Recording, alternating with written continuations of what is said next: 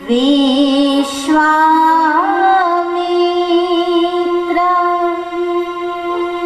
महामुनि ज्ञानी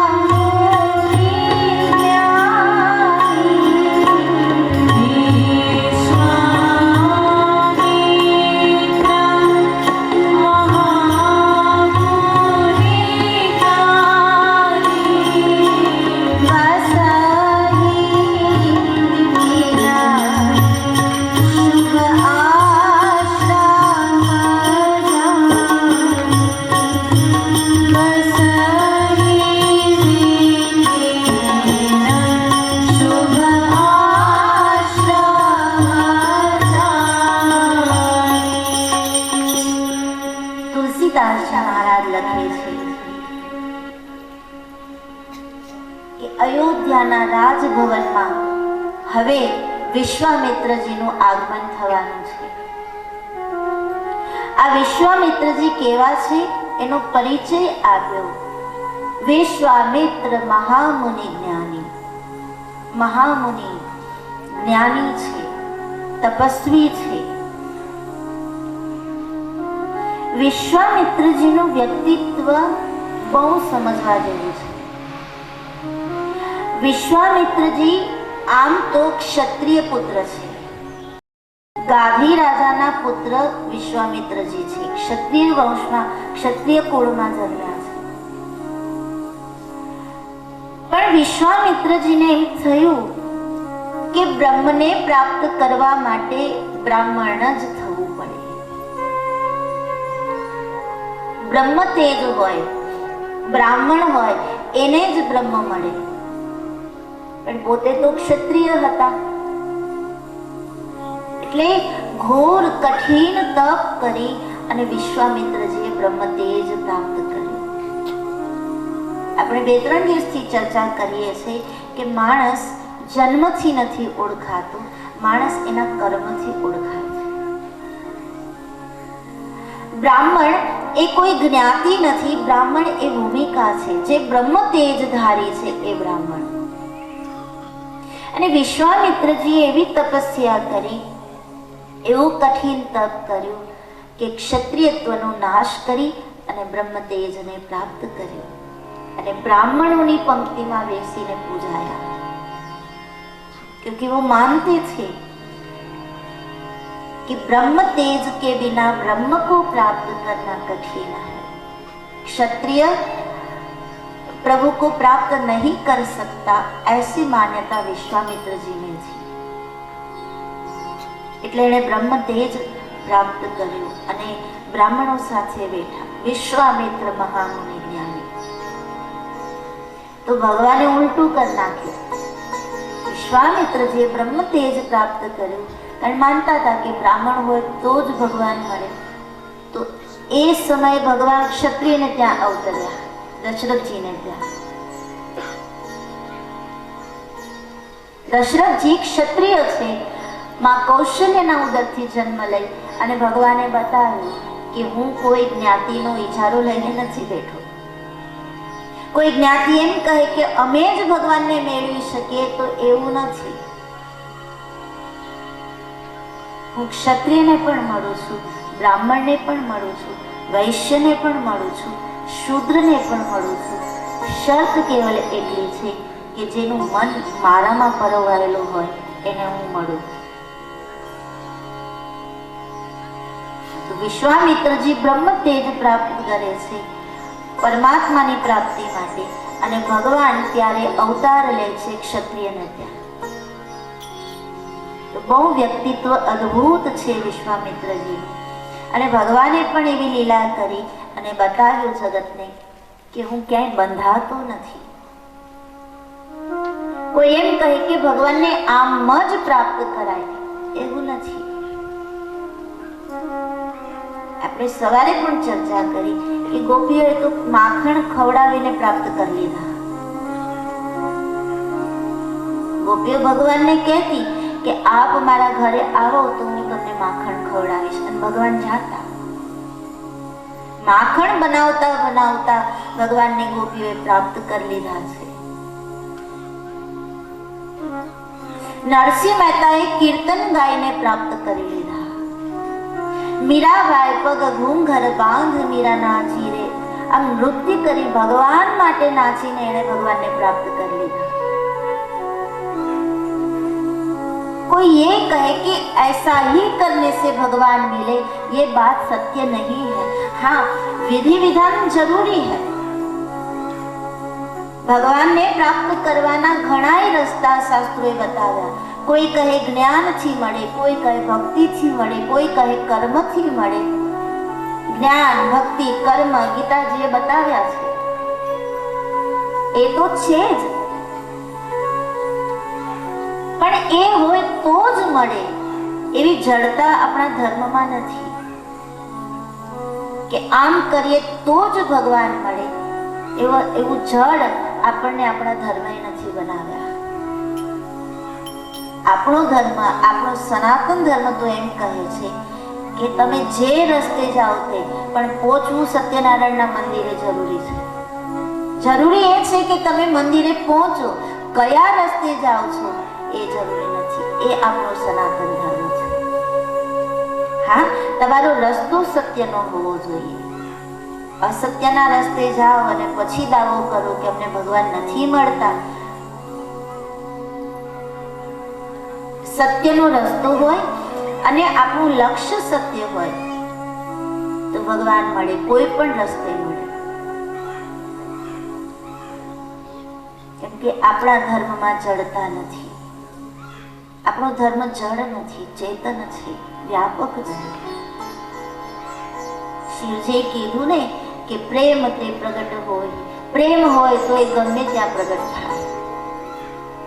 हरि व्यापक सर्वत्र समाना, प्रेम ते प्रगट हो ही जाना.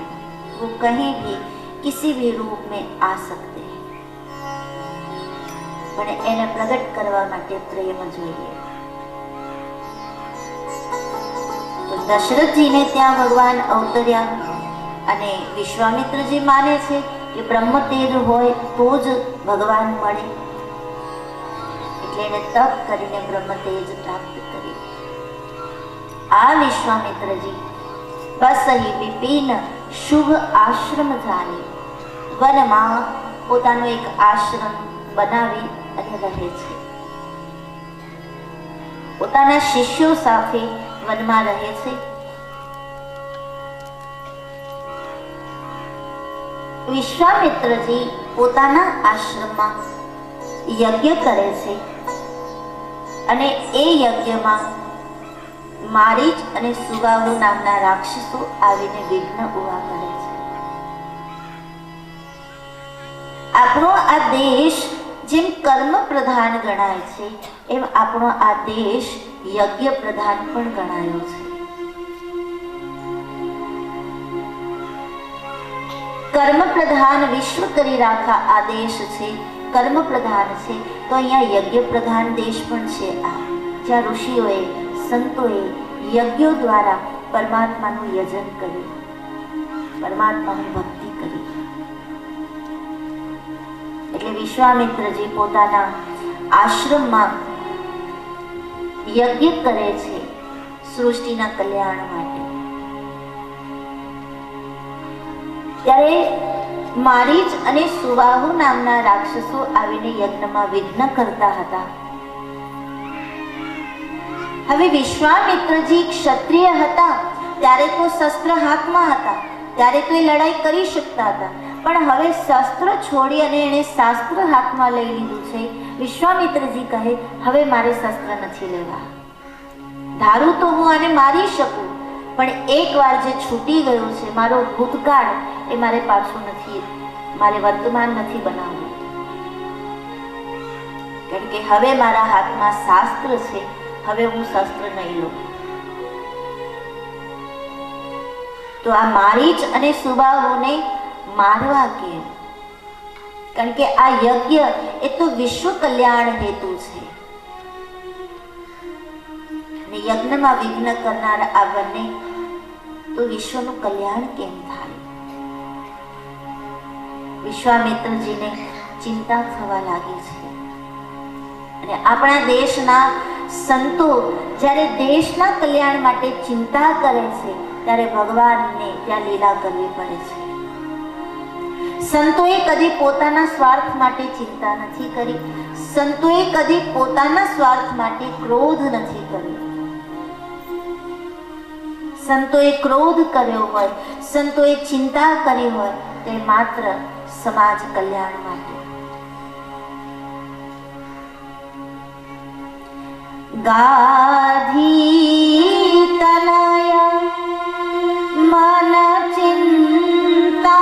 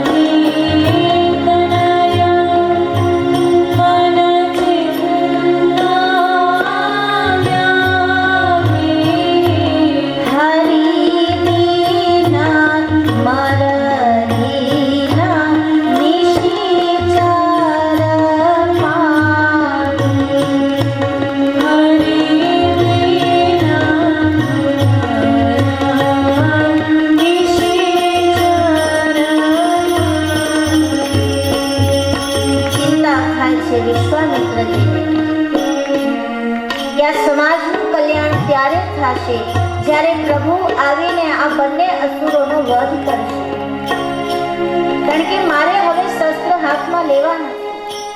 જે મારું ભૂતકાળ છે, જે વીતી ગયેલું છે, એને મારે વર્તમાન નથી બનાવવું. શસ્ત્રો છોડી દીધા છે, હવે શસ્ત્રો લેવા નથી. અને આ બંને રાક્ષસોનો ઉદ્ધાર તો કેવલ પ્રભુ જ કરી શકે. એટલે અયોધ્યા જાઓ, દશરથ રાજા પાસે ગઈ અને વિશ્વામિત્રજી જાણે છે કે અયોધ્યામાં અવતાર થઈ ચૂક્યો છે, क्योंकि ज्ञानी है, पहले ही बताया महामुनि ज्ञानी, त्रिकालदर्शी है, ब्रह्म तेज प्राप्त किया हुआ है, वो जानते थे कि अयोध्या में अवतार हो चुका है. એટલે હું દશરથજીને ત્યાં જાઉં. ગાધી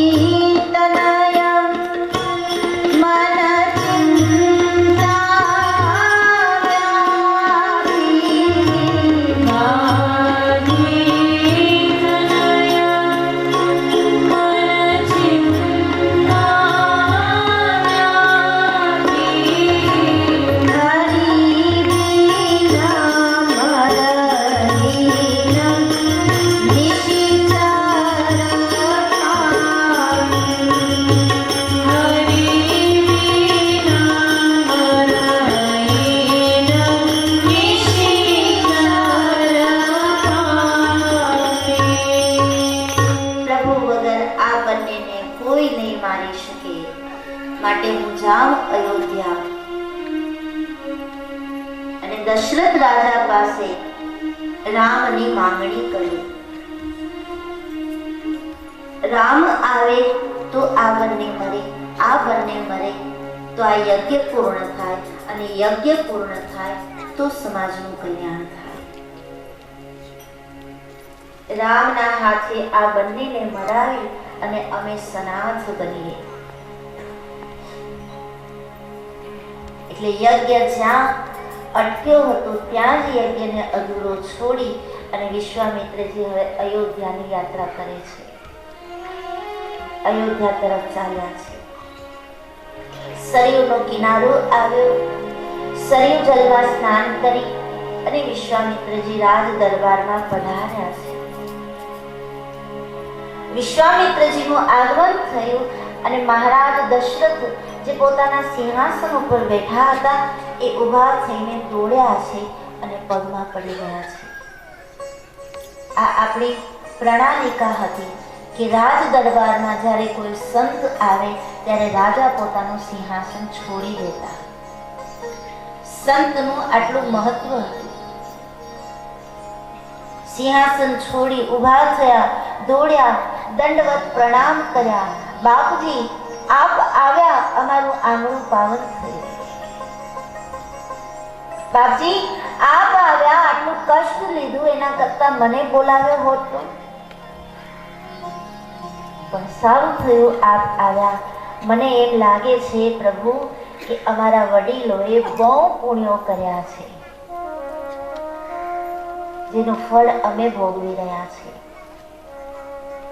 આમંત્રણ વગર જ્યારે સંત કોઈ ઘરે પધારે ત્યારે બાપજી અમારું ભાગ્ય સદભાગ્યમાં બદલાઈ જાય છે. આજે અમે ધન્ય બની ગયા. પુણ્ય પુંજ દિનું મિલહી ન સંતા. પુણ્યો વગર સંતો મળતા નથી. આપ આવ્યા, અમે ધન્ય બન્યા. રાજભવનમાં લઈ ગયા, વિશ્વામિત્રજીના ચરણ પખાડ્યા, જલપાન કરાવ્યું. પ્રેમથી વિશ્વામિત્રજીને રાજા દશરથજીએ ભોજન કરાવ્યું છે.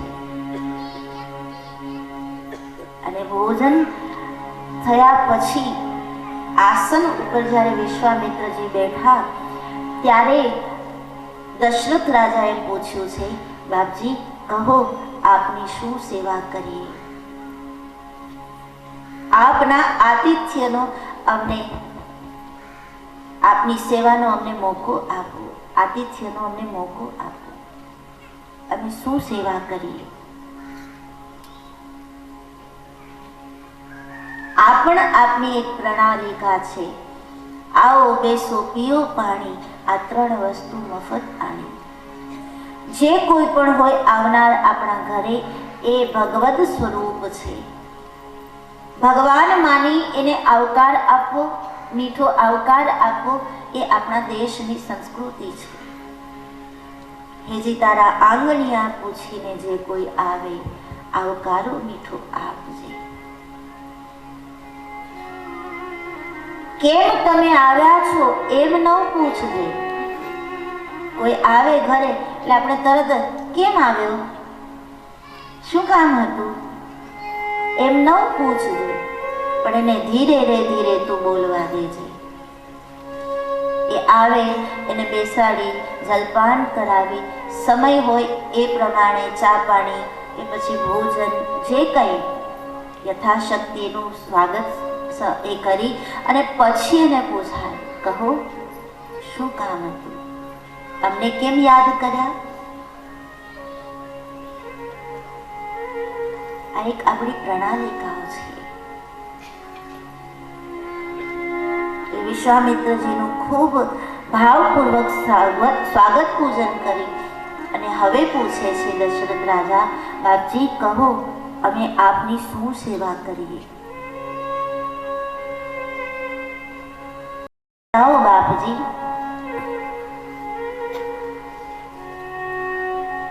ત્યારે વિશ્વામિત્રજી બોલ્યા છે, રાજન અસુર સમૂહ સતાવહી મોહી. અમે યજ્ઞ કરી રહ્યા છે પણ એ યજ્ઞમાં અસુર સમૂહ મારીચ અને સુબાહુ નામના રાક્ષસો અમને સતાવે છે. અને સમ્રાટ, હે અવધપતિ, હું તમારી પાસે માંગવા આવ્યો છું. અરે પ્રભુ, મને પાપમાં ન નાખો. હું સમ્રાટ છું ભલે, પણ હું પ્રજાને માટે સમ્રાટ છું, તમારા માટે નહીં. હું તો તમારો બાળક છું, દાસ છું. તમે મારી પાસે માંગો એ તો મને પાપ લાગે. ના ના પ્રભુ, આજ્ઞા કરો, શું જોઈએ છે?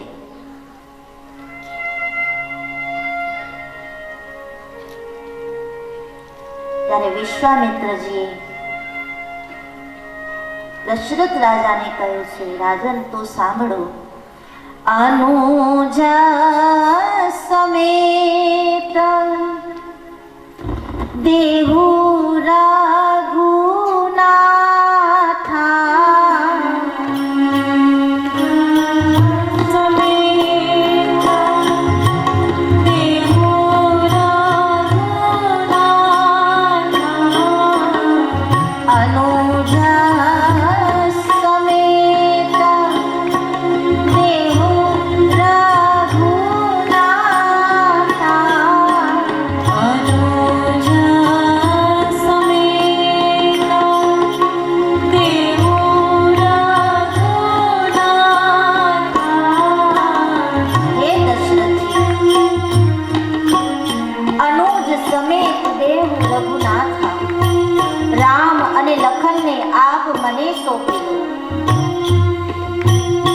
અને ઘડીક વાર માટે તો દશરથજીને પણ એમ થયું કે હા પાડું કે ના પાડું, શું કરવું? ના પડાય નહીં, કારણ સંત છે. અને પહેલી વસ્તુ તો એ કે સંત મારે આંગણે માંગવા આવે એ તો મારા માટે નીચું જોવા જેવું થાય. મારે ખબર પૂછવી જોઈએ, આ સંત છે, હું સમ્રાટ છું, તો મારી એ જવાબદારી છે કે મારે મારી પ્રજામાં જઈને જાણવું જોઈએ કે ક્યારે કોને શું જરૂર છે. એને બદલે એક સંતને મારે ત્યાં માંગવા આવવું પડે, એ મારા માટે નીચું જોવા જેવું છે. અને હા એ નથી પાડી શકતું, કારણ કે રામ અને લખનને માંગે છે. એટલે ફરી પૂછ્યું, બાપજી તમે શું માંગી રહ્યા છો? તો વિશ્વામિત્રજી એ જ બોલ્યા, અનુજા સમેત દેહુ રઘુનાથા. અનુજા સમેત દેહુ રઘુનાથા. નિશિચર વધ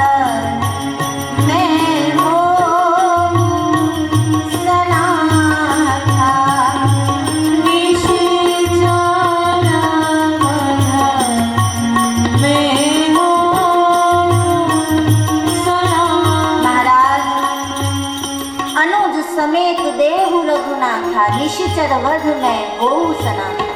રામ અને લખન મારી સાથે આવે, નિશિચર વંશનો વધ થાય, હું સનાથ બનું, માટે મને રામ લખન આપો. અરે બાપજી, તમે આ શું માંગી રહ્યા છો?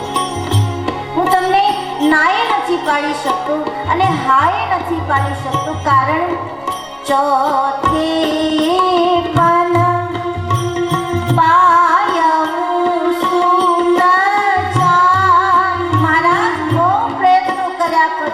મારા ઉંમરની ચોથી અવસ્થાએ મને આ પુત્રો મળ્યા છે. ચોથે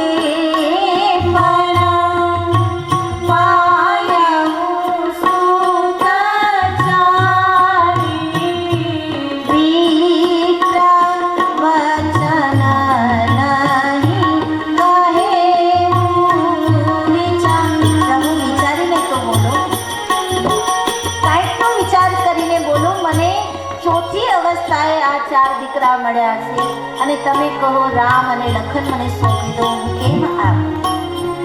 અને ના પડાય નહીં તો મારા રઘુકુળની લાજ જાય. પ્રભુ, તમારે જોઈતું હોય તો ભૂમિ માંગો, તમારે જોઈતું હોય તો ખજાનો માંગો, તમારે જોઈતું હોય તો અયોધ્યાનું રાજ આપી દઉં, પણ રામ એ મારાથી કેમ દેવાય? માંગ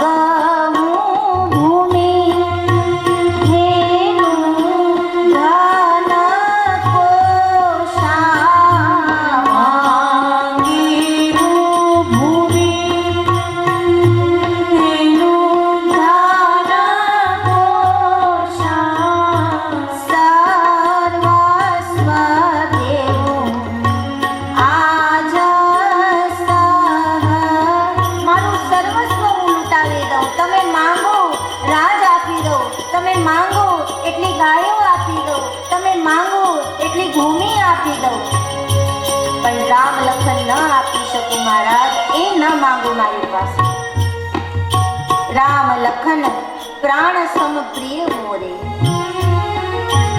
बापजी, राम अने लक्ष्मण तो मने प्राण करता पण वधारे प्रिय छे। तमने जोईता होय तो मारा प्राण आपी दो, मने लई जाओ। विश्वामित्र जी कहे, महाराज तमारा सामर्थ्यमां मने कोई शंका नथी। इंद्रने पण ज्यारे संकट आवतुं त्यारे दशरथजीने बोलावता, पण हवे तमारी अवस्था तमने साथ नहीं आपे। सामर्थ्य तो छे पण अवस्था नथी के तमे लड़ी शको, माटे राम लखन आवे। पण बापजी, राम लखन प्राण सम प्रिय मोरे, मने मारा प्राण करता पण वधारे प्रिय मारा पुત્રો छे, केम आवे? दशरथजी નથી માનતા ત્યારે વિશ્વામિત્રજીએ વશિષ્ઠજીની સામે જોયું, આંખો સે આંખો મિલી, બંને સંતના આમ નજરો મળી અને વાતો થઈ ગઈ।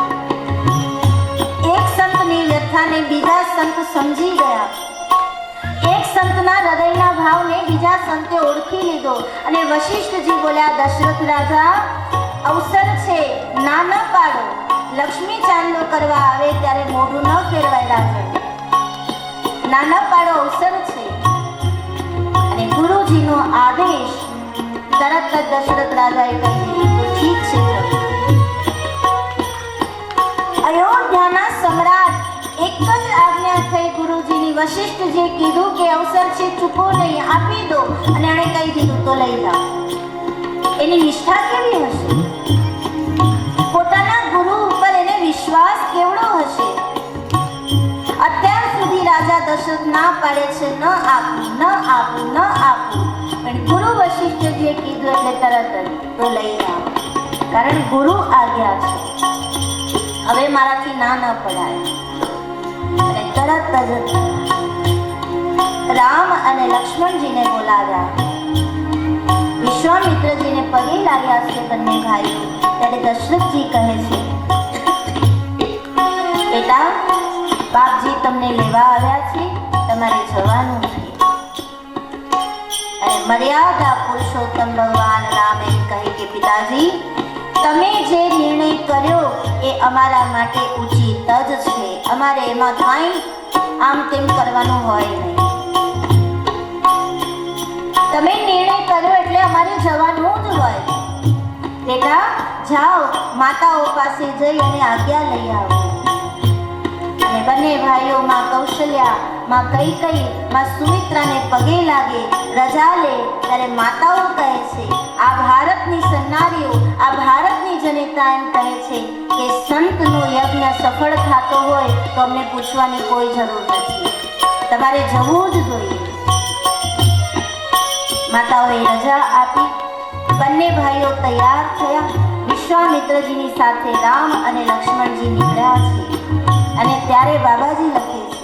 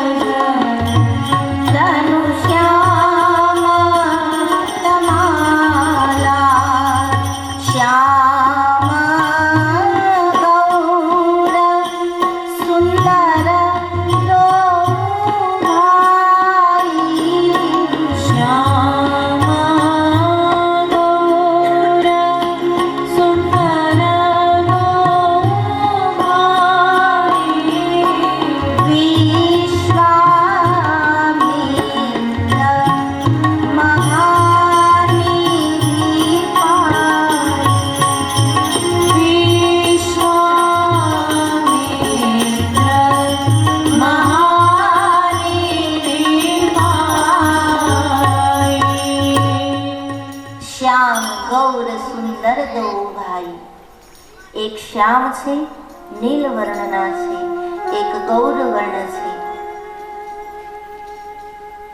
યુવાન અવસ્થા હજુ આવી છે અને ખભે ધનુષને ધારણ કરી વિશ્વામિત્રજીની સાથે જ્યારે ચાલી રહ્યા છે ત્યારે વિશ્વામિત્રજીને એવો ભાવ થયો કે મને મહાનિધિ પ્રાપ્ત થઈ ગયું. સંસારનો અમૂલ્ય ખજાનો આજે મને પ્રાપ્ત થઈ ગયો. વિશ્વામિત્રજીને હૃદયમાં એક ભાવ પ્રગટ થવા લાગ્યો છે. વિશ્વામિત્રજીને લાગવા માંડ્યું કે આ રામ અને લખન એ દશરથજીના માત્ર પુત્ર નથી, પણ કંઈક આમાં વિશેષતા છે જે બ્રહ્મના હોવાનો મને અનુભવ કરાવી રહ્યો છે. આ બ્રહ્મ તો નહીં હોય?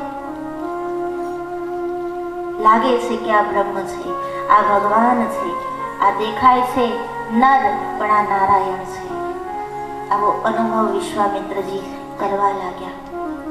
એને ભાવ જાગ્યો છે અને ત્યારે ભગવાન બાળકની જેમ લીલાઓ કરવા માંડ્યા. ચાલતા ચાલતા આકાશમાં પંખીઓ ઉડે, પંખીઓ ઉડતા ઉડતા નીકળે અને રામજી એમ કહે, લખન જો જો આકાશમાં પક્ષીઓ ઉડ્યા. આમ વનમાંથી નીકળે, પતંગિયા ઉડતા હોય, એ પતંગિયાને પકડવા માટે ભગવાન રામ એની પાછળ પાછળ દોડે. ત્યારે વિશ્વામિત્રજીને થયું, ઓહો, જેને હું બ્રહ્મ માનું છું એ તો પતંગિયાની પાછળ દોડે છે,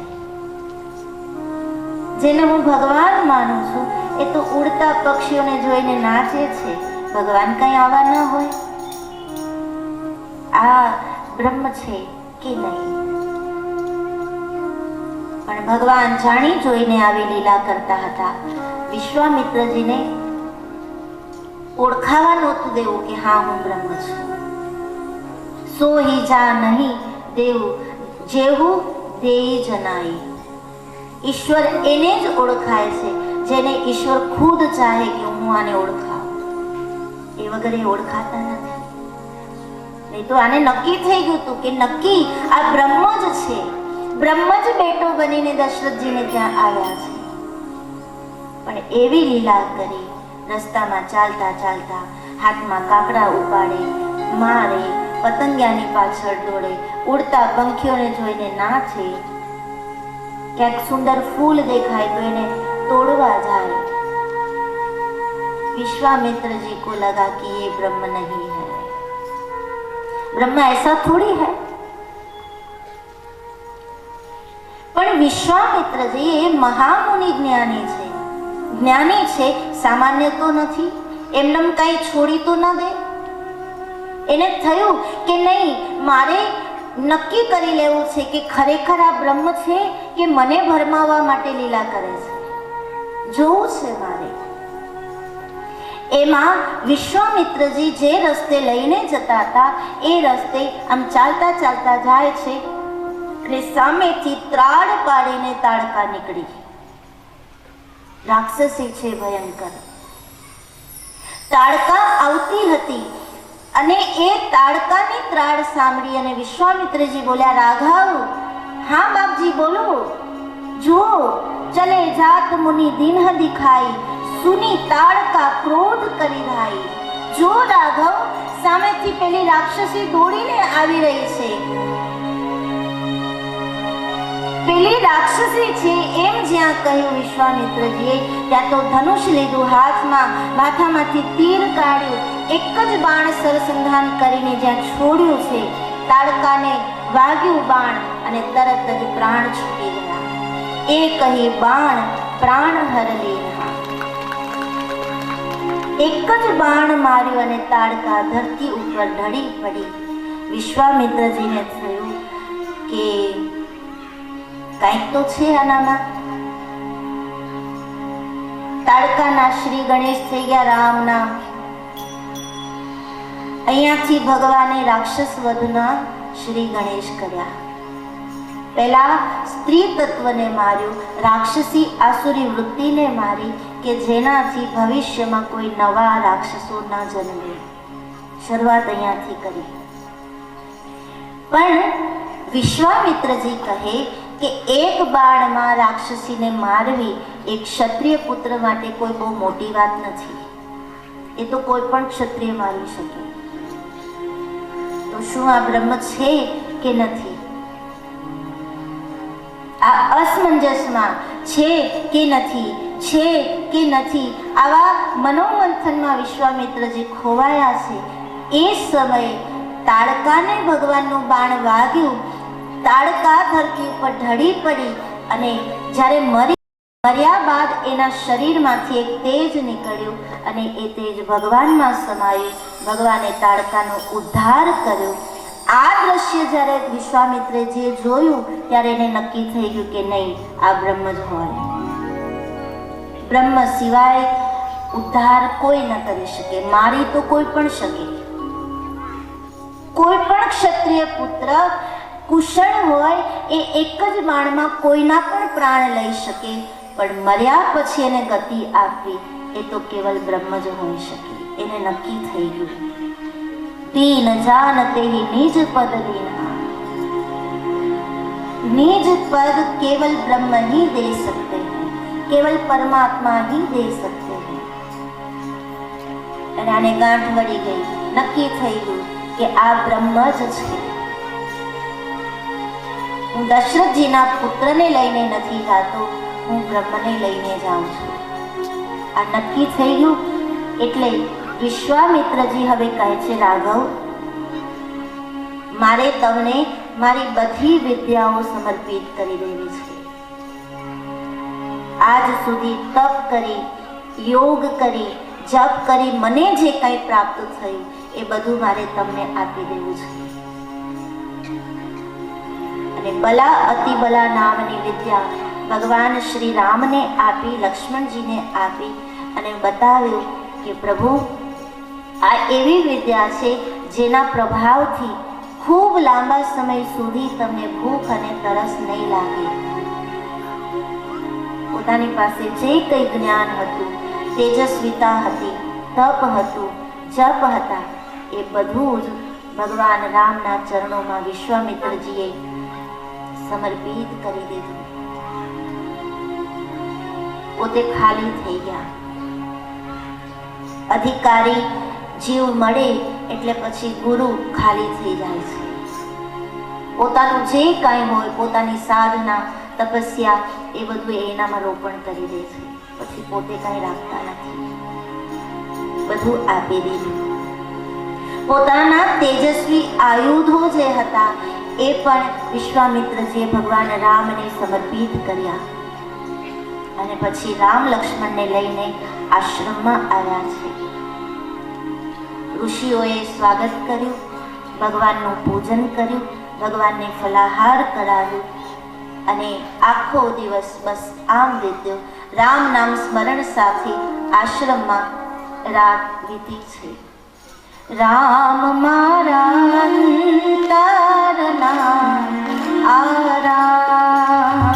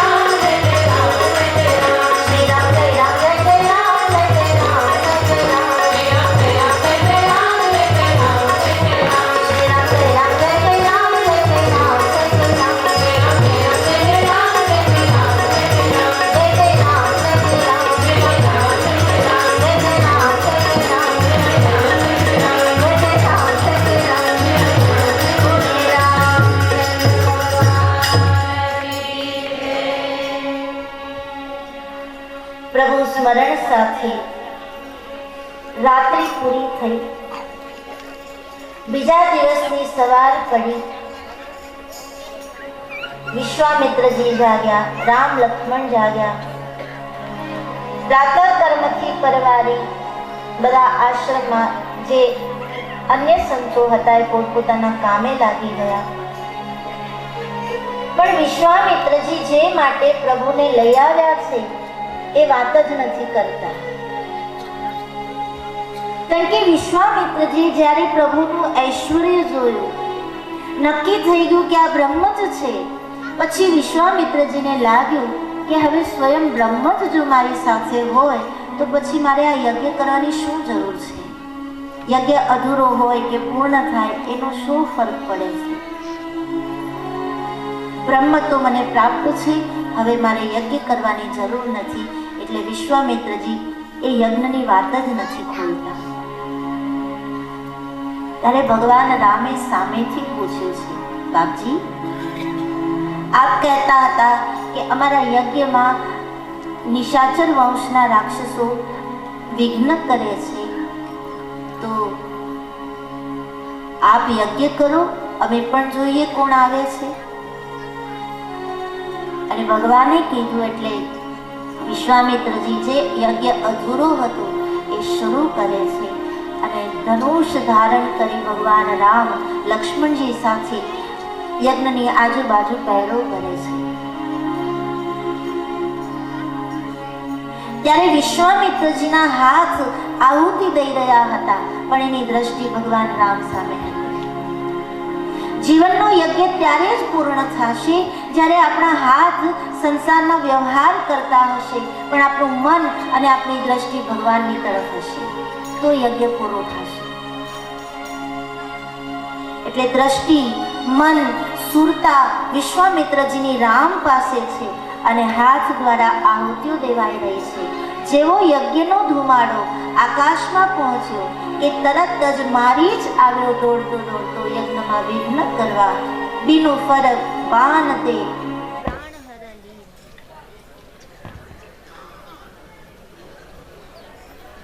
સદગુરુ દેવ કી જય. 3 કલાકનું પિક્ચર હોય, એમાં ઇન્ટરવેલ પડે, પછી બધા લાંબા ટૂંકા કેમ થાય? એમ તમે તો કરો. કોક સમોસા ખાવા જાય, કોક લાંબા થાય, ટૂંકા થાય.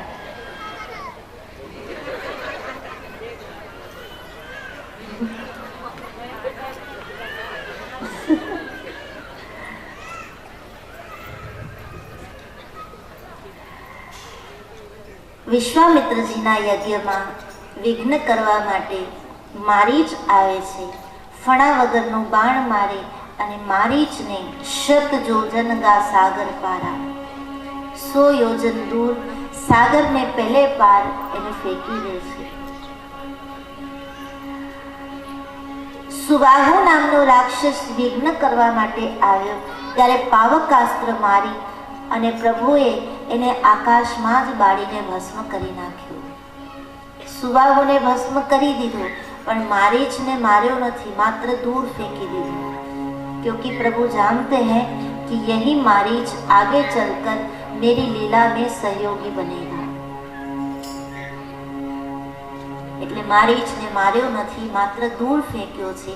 સુબાહુને બાળીને ભસ્મ કર્યો અને વિશ્વામિત્રજીનો યજ્ઞ અહીંયા પૂર્ણ થયું. એકવાર જીવનમાં ભગવાન આવે પછી આપણા જેટલા પણ યજ્ઞ અધૂરા રહી ગયા હોય એ બધાને ભગવાન પૂર્ણ કરે છે.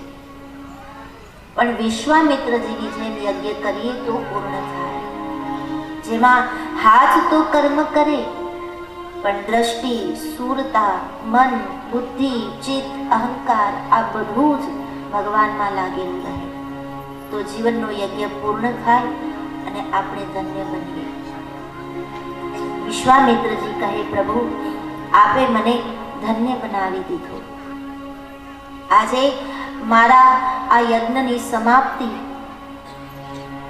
એ મારા ભાગ્યનો ઉદય છે. મને બ્રહ્મનો અનુભવ થયો, બ્રહ્મના દર્શન મળ્યા, હું ધન્ય બન્યો. આ યજ્ઞ પૂર્ણ થયો, વિશ્વામિત્રજીનો યજ્ઞ અહીંયા પૂર્ણ થયો અને એ જ સમયે જનકપુરથી એક આમંત્રણ પત્રિકા આવી છે વિશ્વામિત્રજી માટે. મહારાજ જનકજીએ આમંત્રણ પત્રિકા મોકલાવી અને પ્રાર્થના કરી હતી વિશ્વામિત્રજીને કે આપ અમારા જનકપુરમાં ધનુષ યજ્ઞ માટે પધારો. એ પત્રિકા વાંચી વિશ્વામિત્રજી ભગવાન રામને કહે છે કે પ્રભુ, આ યજ્ઞ તો પૂર્ણ કર્યો, હવે જનકપુર જવાનું છે, ત્યાં પણ એક યજ્ઞ થવાનો છે. એ યજ્ઞને પૂર્ણ કરવા માટે જનકપુર જવાનું છે. કહો આપની શું ઈચ્છા છે? તો ભગવાન કહે એ યજ્ઞ થતો હોય અને એને પૂર્ણ કરવાનો હોય તો હું આવીશ, જનકપુર હું તમારી સાથે ચાલીશ. અને ભગવાન વિશ્વામિત્રજીની સાથે જનકપુર જવા માટે નીકળ્યા છે. હવે જનકપુરની યાત્રા શરૂ થાય છે. હવે ધનુષ યજ્ઞ થશે. ભગવાન પોતાના હાથે ધનુષના 2 કટકા કરશે. પરશુરામજી આવશે. ભગવાનના વિવાહમાં જાનકી સાથે થશે. આ બધી લીલાઓ હવે શરૂ થાય છે.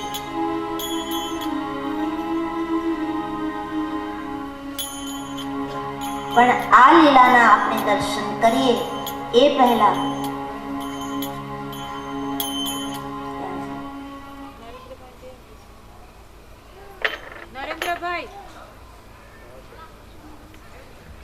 વિવાહ માટે આપણે જનકપુર જવાનું છે. એ પહેલા આપણે નરેન્દ્રભાઈને થોડા સાંભળીએ કે આપણે જનકપુર કઈ રીતે લઈ જવાના છે. સગવડતા તો કરવી પડે ને, ભગવાનની જાનમાં જવાનું છે. એટલે નરેન્દ્રભાઈને કહીએ કે તમારી તૈયારી કેવી છે? તો અમારે જનકપુર પહોંચવું છે.